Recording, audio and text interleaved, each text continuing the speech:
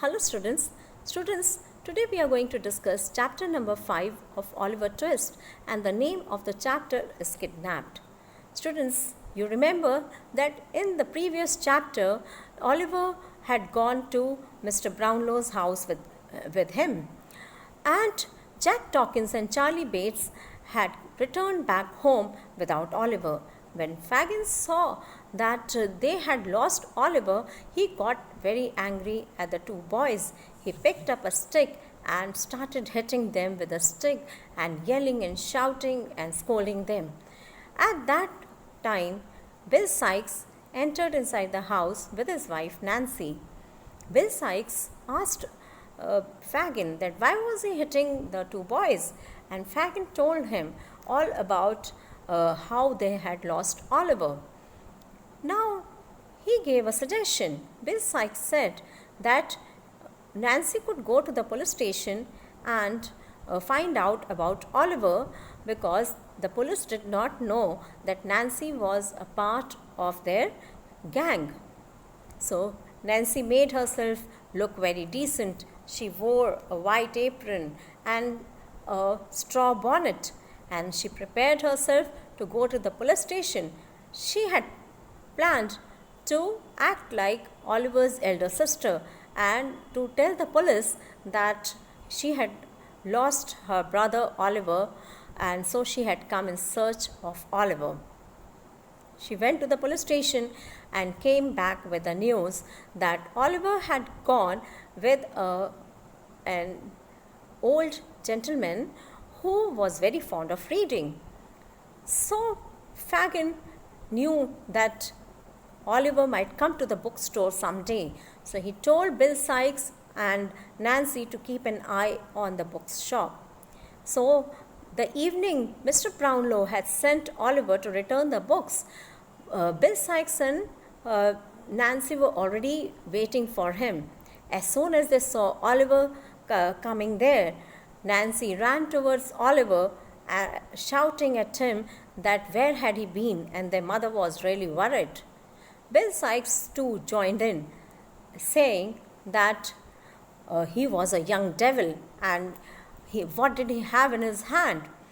So he snatched the 5 pounds from Oliver's hands, and then both of them held his hands and dragged him along the street and took him to Fagin's house. When Fagin saw Oliver, he started taunting Oliver and making fun of Oliver. Oliver said that please don't take the books from him, not to take the books from him, and since he wanted to return the books to the bookstore, and if he did not do that, then Mr. Brownlow would think that he had stolen them. Fagin found this very amusing, that Mr. Brownlow would think that he was a thief.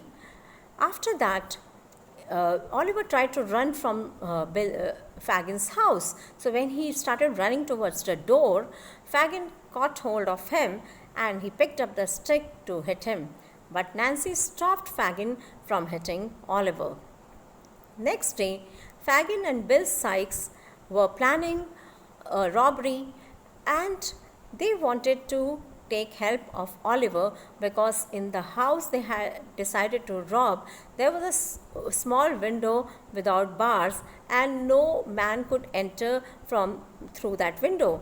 But since Oliver was a small and thin boy, he could enter inside the house through the window.